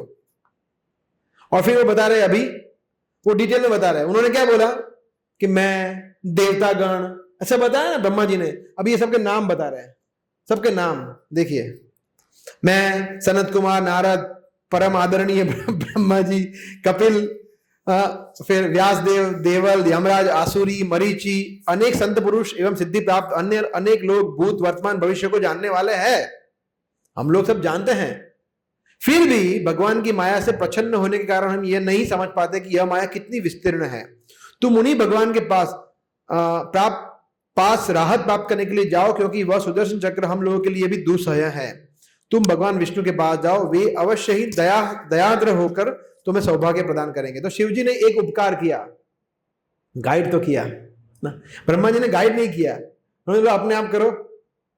शिव जी ने और दया किया, बोला ठीक है मैं बताता, मैं, शिव जी ने फिलोसॉफी बताया, बोला कि मैं कुछ नहीं कर पाऊंगा, परंतु बताया भी कि उपाय कौन है, उपाय विष्णु ही है। वहां पे जाओ, वहां पे कुछ होगा तो होगा, नहीं तो कुछ नहीं होगा। नहीं, अभी कहां जाएंगे, वैकुंठ लोग। देखो ततो निराश हो गए दुर्वासा, क्या करे, अभी तो भगवान के पास ही जाना पड़ेगा। वो जाना नहीं चाहते थे, क्या किस मुंह से जाऊं मैं, कौन सा मुंह लेके जाऊं, भगवान के इतने महान भक्त। अभी तक तो वो समझ गए थे कि इन्होंने बहुत बड़ा अपराध किया, और वो बोलेंगे भी, इसके बाद के श्लोक में वो बोलेंगे, देखिए भगवान के सामने जाएंगे, उतना हृदय प्रकट करेंगे कि मैंने कितना बड़ा अपराध कर दिया है। परंतु अभी वो निराश हो गए कि अरे मुझे जाना ही पड़ेगा, भगवान को फेस करना पड़ेगा, कौन सा मुंह लेके जाऊं।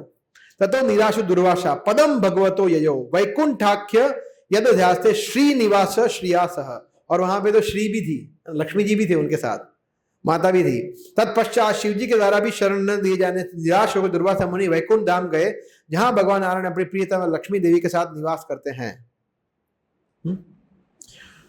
सुदर्शन चक्र की गर्मी से झुलसे हुए महान योगी दुर्वासा मुनि नारायण के चरण कमलों पर गिर पड़े। कांपते शरीर से वे इस तरह बोले, हे अच्युत, हे अनंत, हे समस्त ब्रह्मांड के रक्षक, आप सभी भक्तों के अभिष्ट है। हे प्रभु, मैं महान अपराधी हूं, कृपया मुझे संरक्षण प्रदान करें। ये आ गए, फाइनल यही है, सरेंडर तो यही करने वाले, वो समझ गए। अजानता में परमानुभावम, मैंने अज्ञानतावश मयागम भवतः प्रियाणाम, आपके परम प्रिय भक्त के विरुद्ध अपराध कर दिया, है ना। हे प्रभु, हे परम नियंता, मैं आपकी असीम शक्ति को समझे बिना आपके परम प्रिय भक्त के प्रति अपराध किया है। कृपया मुझे इस अपराध से अपराध के फल से बचा ले। आप हर काम कर सकते हैं, क्योंकि यदि कोई व्यक्ति नरक जाने के लायक हो, उसके हृदय में भी आपके पवित्र नाम को जगाकर आप उसका उद्धार कर सकते हैं। यन नाम उद्यते नारको अपि, भगवान के नामों का गुणगान कर रहे हैं यहां पे। मगर एक चीज यहां पे हम नोट कर सकते हैं कि अभी भी वो ऐसा बोल रहे हैं कि आपके अंदर बहुत शक्ति है। वो भगवान के भक्त की शक्ति या भक्ति की शक्ति की बात नहीं कर रहे, अभी वो भगवान की शक्ति की बात कर रहे हैं। एक्चुअली भक्ति की शक्ति जो है वो भगवान से भी ज्यादा शक्तिशाली है, जो इस प्रसंग से हम समझ सकते हैं, है ना। यहां पे भगवान भी हम देखेंगे, इसके बाद बोलेंगे कि नहीं नहीं नहीं, मैं भी कुछ नहीं कर पाऊंगा। तो ज्यादा शक्तिशाली भगवान भक्ति की शक्ति है। और वो भक्ति की शक्ति, उसका मतलब ही नहीं कि भक्त भगवान से बड़ा हो गया है, उसका मतलब कि वो इतना 100% सरेंडर है, इतना शुद्ध है, भगवान से इतना प्रेम करते हैं कि भगवान जानबूझकर भगवान अपने आप को हार मानना स्वीकार करते हैं। और ये एक्चुअली ब्रह्मा जी अपनी प्रार्थनाओं में कहते हैं, ये प्रयासे जीतो अजीतो अपि तैस त्रिलोक्यम, कि अजीत जो है वो उनको भक्त जीत लेता है अपनी भक्ति से। श्री भगवान हो जाओ, भगवान बोलते हैं, है ना। भगवान क्या बोलते हैं, सुपर श्लोक है ये, अहम भक्त पराधीन हो, कि मैं तो मेरे भक्त के अधीन हूं। क्या वर्ड बोले भगवान ने, देखिए, अहम भक्त पराधीन हो ही अस्वतंत्र इव द्विज, हे द्विज, हे ब्राह्मण, मैं अस्वतंत्र हूं, मैं स्वतंत्र नहीं हूं। क्या आपको लगता है कि मैं स्वतंत्र हूं? नहीं नहीं नहीं, मैं तो फुल्ली डिपेंडेंट हूं। बोले भगवान किस पे डिपेंडेंट हो सकते हैं? बोला मेरे शुद्ध भक्त पे। प्रभुपाद जहां पे मुझे ले जाएंगे, कृष्ण बोलते हैं मैं वहां पे खाऊंगा, वहां पे जाऊंगा। सनातन गोस्वामी मुझे जो देंगे वो मैं खाऊंगा। मदन मोहन जी ऐसा बोल रहे थे ना कि सूखी रोटी तो क्या कर रहे हो, नमक तो दो। मतलब क्या करूं प्रभु, मैं तो बूढ़ा व्यक्ति हूं, अब मैं जो दे रहा हूं आपको खाना पड़ेगा। और मदन मोहन खाते थे, अहम भक्त पराधीनो, है ना, सुपर भक्तेर भक्त जनप्रिय। भगवान ने उस ब्राह्मण से कहा मैं पूर्णतः अपने भक्तों के वश में हूं, निस्संदेह मैं तनिक भी स्वतंत्र नहीं हूं। चूंकि मेरे भक्त भौतिक इच्छाओं से पूर्णतः रहित होते हैं, अतएव मैं उनके हृदयों में ही निवास करता हूं, और कहीं नहीं रहता हूं, मैं तो उनके हृदयों में ही रहता हूं। मुझे मेरे भक्ति नहीं, मेरे भक्तों के भक्त भी अत्यंत प्रिय है। मेरे भक्तों के भक्त, जो मेरे डिवोटी का डिवोटी का डिवोटी का डिवोटी है, दैट इज मोर डियरर, है ना। आप सोचिए, एक पिता एक दादा को, दादा दादी होता है, उनको अपने बच्चे ज्यादा प्रिय होते हैं, बच्चों के बच्चे ज्यादा प्रिय होते हैं, है ना। अपने बच्चे को जब झगड़ा होता है तो किसका पक्ष लेते हैं वो? पोते का पक्ष लेते हैं ना, ऐसा होता है, आपने देखा होगा। तो ऐसा ही है, सेम चीज, भगवान को अपने ग्रैंडसन के ग्रैंडसन वो ज्यादा प्रिय है, भक्तों के भक्त ज्यादा प्रिय है, ऐसा। फिर भगवान और भी बहुत सुंदर श्लोक कहते हैं, हे ब्राह्मण श्रेष्ठ, मैं उन साधु पुरुषों के बिना अपना दिव्य आनंद तथा अपने परम ऐश्वर्य का भोग नहीं करना चाहता, जिनके लिए मैं ही एकमात्र गंतव्य हूं। तो कृष्ण कहते हैं मैं अकेला एंजॉय कभी नहीं करता हूं, मेरे भक्त जब मेरे साथ आदान प्रदान करते तभी मुझे आनंद मिलता है, वरना मुझे आनंद नहीं मिलता है। I don't enjoy alone.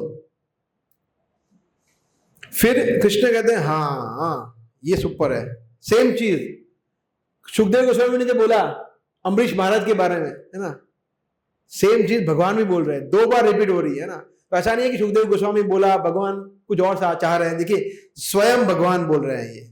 क्योंकि शुद्ध भक्तगण इस जीवन में या अगले जीवन में किसी भौतिक उन्नति की इच्छा से रहित होकर अपने घर, पत्नियों, बच्चों, संबंधियों, धन और यहां तक कि अपने जीवन का भी परित्याग मात्र मेरी सेवा करने के लिए करते हैं, तो मैं ऐसे भक्तों को कभी किस तरह से छोड़ सकता हूं?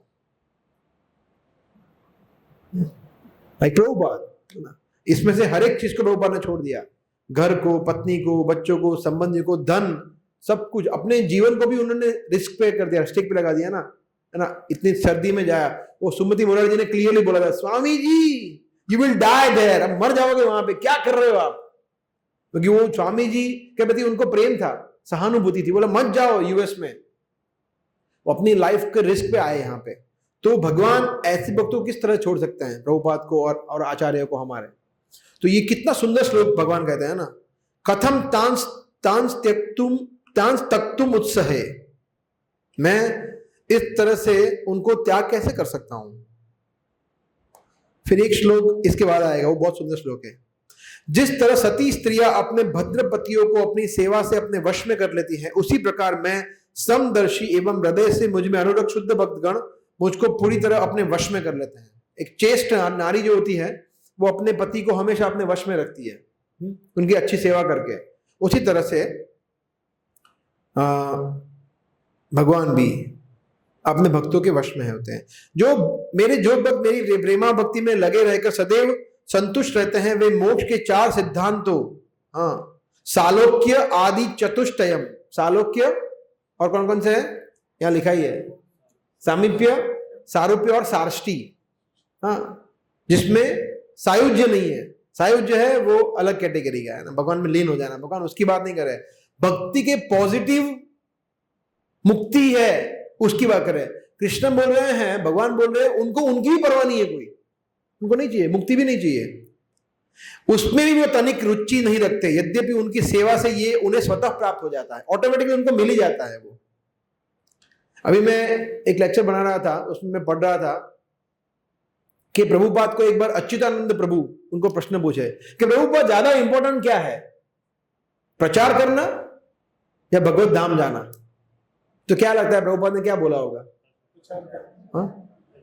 मुझे भी ऐसे कुछ लगा था। प्रभुपाद ने दोनों में से कुछ नहीं बोला। प्रभुपाद है ना, प्रभुपाद कुछ अलग ही बोलते हैं। प्रभुपाद ने क्या बोला? जो प्रचार करते हैं वो ऑलरेडी मुक्त है, ऑलरेडी भगवत धाम में है। क्या आंसर है! जो प्रचार कार्य में लगा है वो ऑलरेडी भगवान के धाम में है। सुपर आंसर, एक्चुअली ऐसा है। तो यहां पे वही बोल रहे हैं ना भगवान, देखो कि ऑलरेडी न इच्छन्ति सेवया पूर्णा, उनको इसकी कोई इच्छा नहीं है, परंतु वो ऑलरेडी वो उनके पास वो है ही।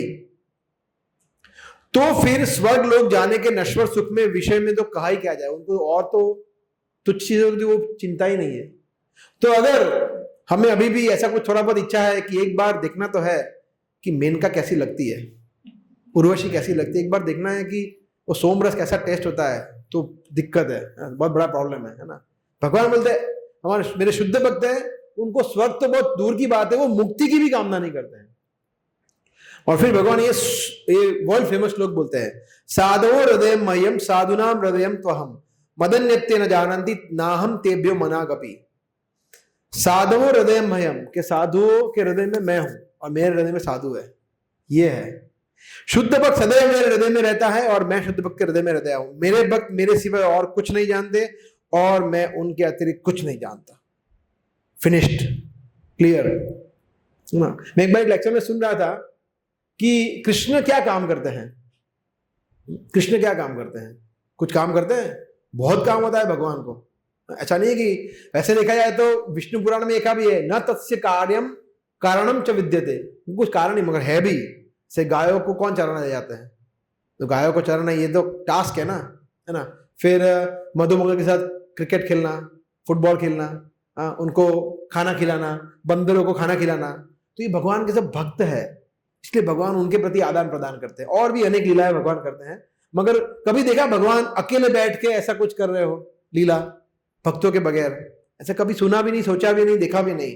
तो इसीलिए भगवान अपने भक्तों के अलावा और कुछ नहीं जानते और भक्त भी भगवान के अलावा कुछ नहीं जानते।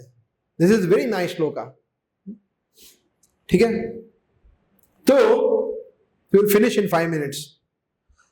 भगवान अभी यहां पे ये लास्ट श्लोक है, आई थिंक भगवान यहां पे कंक्लूड कर रहे हैं। हे ब्राह्मण, अब मैं तुम्हारी उपायम कथयिष्यामि, मैं उपाय दे रहा हूं तुम्हें तुम्हारी रक्षा के लिए।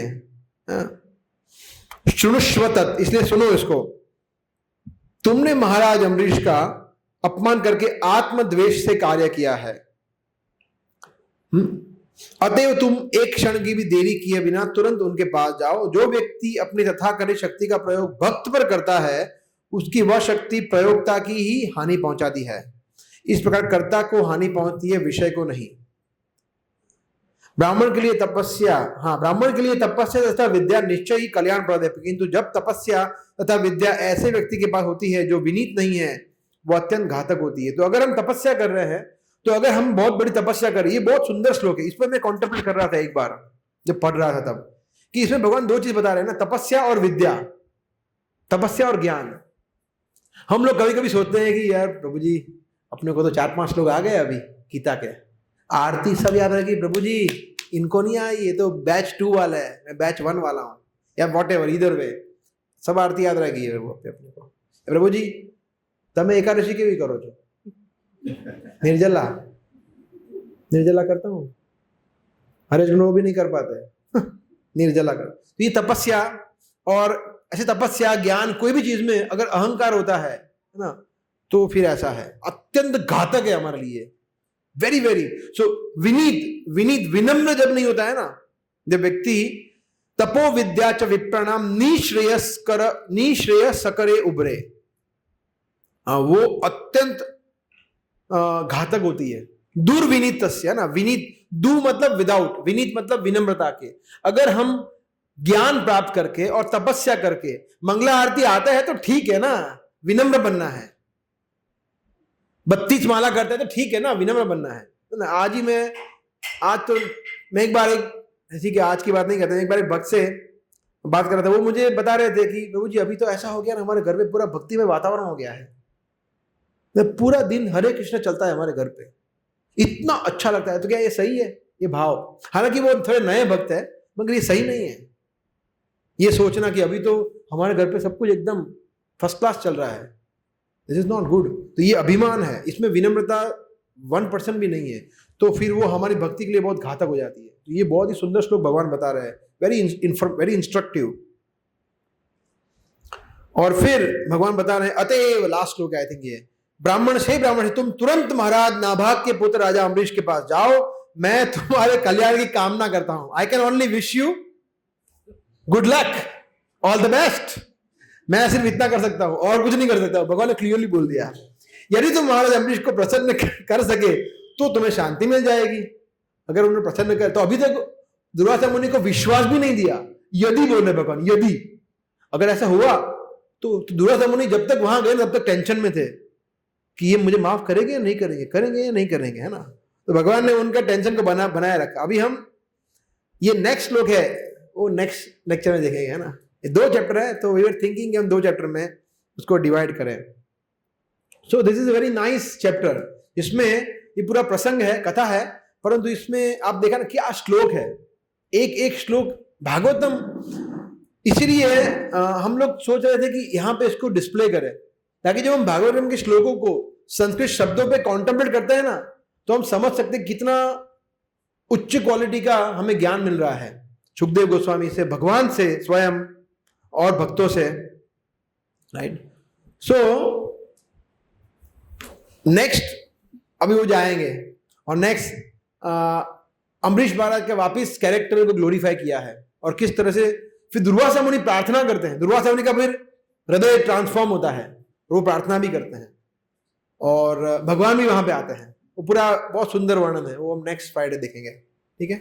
सो we can take maybe 1-2 questions 5 minutes, किसी कोई प्रश्न हो तो या कोई कमेंट्स।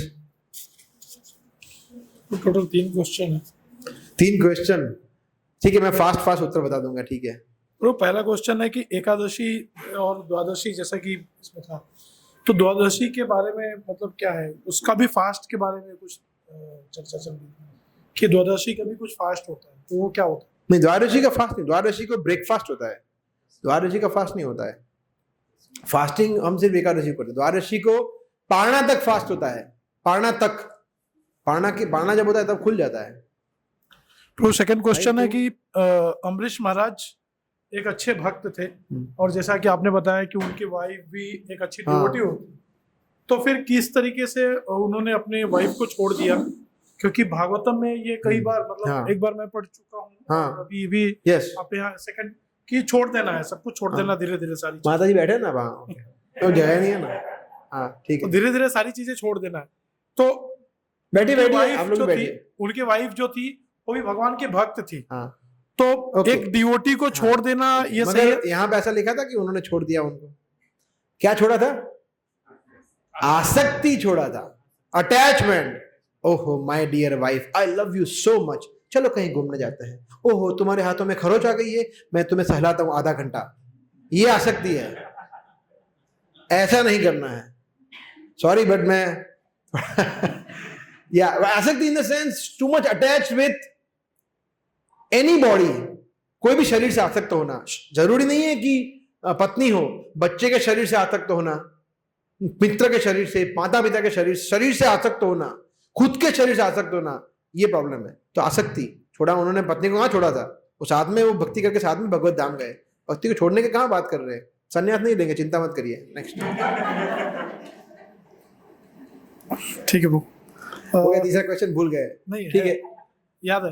तीसरा क्वेश्चन प्रभु ये है कि जैसे भगवान कह रहे हैं कि मैं भक्त के अलावा कुछ नहीं जानता और भक्त मेरे अलावा कुछ नहीं जानता, तो क्या ये प्रेमा भक्ति है? हाँ, मतलब ये कौन से भक्ति के अंदर आता है? मतलब ये प्रेमा भक्ति बोल सकते हैं इसको, या भक्ति जो है ना वो प्रेमा भक्ति होती है। भक्ति मतलब प्रेमा भक्ति, अप्रेमा भक्ति होती ही नहीं है। भक्ति मतलब प्रेम, प्रेम नहीं है तो भक्ति नहीं है, और भक्ति है तो प्रेम है। इट इज समानार्थी है, भक्त और भक्ति और प्रेम। शुद्ध भक्ति कोई भक्ति बोलते हैं, बाकी मिश्र भक्ति होती है जिसमें ज्ञान मिश्र है, योग मिश्र है, भोग मिश्र भक्ति है। हाँ, तो वो सब उसमें क्या है? इम्प्योर है। शुद्ध भक्ति मतलब उसमें प्रेम तो है ही ना, चाहे वो दास्य भाव है, चाहे वो साख्य भाव है। अर्जुन क्या कृष्ण से प्रेम नहीं करता था? क्या नंद महाराज कृष्ण से प्रेम नहीं करते थे? गोपियां प्रेम नहीं करते थे? सुदामा प्रेम नहीं करते थे? हनुमान जी प्रेम नहीं करते थे? प्रेम तो है, मगर भाव अलग अलग है। कोई स्वामी के रूप से प्रेम करते हैं, कोई पति के रूप में प्रेम करते हैं, रुक्मिणी पति के रूप में प्रेम करते हैं। इस तरह से प्रेम तो है ही। Prem is the first and foremost thing. इसीलिए तो हम देखते हैं ना, भगवान कहते हैं कि what is that shloka in 10th chapter, भजताम प्रीति पूर्वकम ददामि बुद्धि योगम तम, है ना। येषाम तंतगतम नहीं, तेषाम सरत युक्ता नाम भजताम प्रीति पूर्वकम। तो प्रीति पूर्वकम तो है, यस, ठीक है। और कोई प्रश्न किसी का? Question, comments?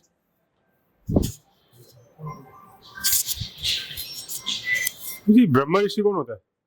ब्रह्म ऋषि मतलब तो प्रश्न उन्होंने उत्तर बताया था उस दिन, आप थे नहीं थे? ब्रह्म ऋषि तो ये पोस्ट डॉक्टर पीएचडी डिग्री है ऋषि की, है ना? जो ग्रेजुएट होता है फिर पोस्ट ग्रेजुएट फिर ब्रह्म ऋषि। ब्रह्म ऋषि मतलब उनके पास अलग विशेष पावर आ जाते हैं। They are highly powered empowered devotee, तो मतलब सबसे हाईएस्ट ऋषि है। जैसे वशिष्ठ है, विश्वामित्र है, दुर्वासा मुनि है। उनके पास इतना पावर था कि वो कहीं भी ट्रैवल कर सकते हैं, किसी को भी श्राप दे सकते हैं, कुछ भी कर सकते हैं। They can do anything, supremely powerful ऐसा। बट उसमें से कुछ ब्रह्म ऋषि फिर ऐसे भी होते हैं दुर्वासा के जैसे, जो उसका फिर गलत उपयोग भी कर सकते हैं। वही तो भगवान बोल रहे हैं कि ज्ञान और वैराग्य आपको मिला है हे दुर्वासा, तो तुम क्या कर रहे हो? तुम्हारे लिए घातक हो गया ना, देखो तुमने ये कर दिया गुस्से में आके, अभी देखो क्या हो गई तुम्हारी हालत, घूमना पड़ रहा है ना पूरे त्रिलोक में। तो ब्रह्म ऋषि बहुत पावरफुल होते हैं, साधारण ऋषि से ऊपर है। बट वो जरूरी नहीं है कि वो भक्त ही हो, जैसे नारद मुनि है। नारद मुनि ब्रह्म ऋषि से भी ऊपर है, वो भक्त है। ठीक है, ओके। हरे कृष्णा प्रभु जी। प्रभु जी, जैसे आपने बोला कि सुदर्शन सबसे पहले आए हैं, हाँ, तो वो कैसे उत्पन्न हुए? मतलब जैसे ब्रह्मा जी का हमें मालूम है कि वो नाभि से उत्पन्न हुए, शंकर जी जो है वो तमोगुण से उत्पन्न हुए, तो सुदर्शन मतलब कैसे उनका सोर्स? सी भगवान कृष्ण जब अपना विस्तार करते हैं तो विस्तार करने समय सबसे पहले बलराम संकर्षण आते हैं, संकर्षण से फिर चतुर्व्यूह निकलता है, चतुर्व्यूह से फिर वापस महाविष्णु, फिर वहां से चतुर्व्यूह। तो जब विष्णु तत्व प्रकट होते हैं तो वो विष्णु तत्व में पैराफर्ने के साथ आते हैं, शंख चक्र गदा पद्म के साथ आते हैं, चतुर्भुज विष्णु, तो ऑटोमेटिकली भगवान के साथ ही आता है। तो अलग से जन्म नहीं होता है, ऐसा मुझे और ऐसा पर्टिकुलर विशेष कोई विवरण मैंने पढ़ा नहीं है, but this is what I understand. May be Haresh Govind Prabhu if you want to add, ऐसा ही। ठीक है, okay. So thank you very much. Hare Krishna. Shri Prabhupada की जय।